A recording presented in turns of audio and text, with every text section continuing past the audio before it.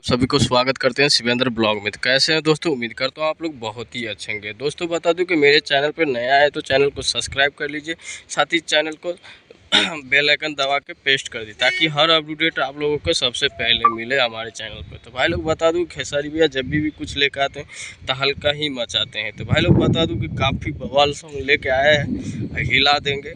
तो भाई लोग बता दूं कि गाने का नाम है शनिचर के फर्नीचर। गाए हैं खेसारी लाल यादव और गीत लिखे हैं विकी विशाल ने और म्यूजिक से सजाया है प्रियांशु सिंह ने। तो भाई लोग बता दूं कि कल सुबह 6 बजे ये म्यूजिक चैनल से आएगा। तो भाई लोग बता दूं कि आप लोग थोड़ा सा मतलब हम वीडियो डालने में थोड़ा प्रॉब्लम है तो इसके लिए नहीं डाल पाते हैं।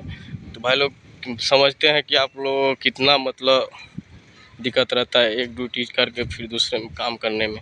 तो भाई लोग बता दूं कि उसके लिए माफ़ी चाहता हूं, वीडियो नहीं डाल पाता हूं। तो भाई लोग थोड़ा साथ दीजिएगा, आप लोगों की कृपा बने रहे। तो भाई लोग चलते हैं, अगले वीडियो में मिलते हैं, तब तक के लिए बाय।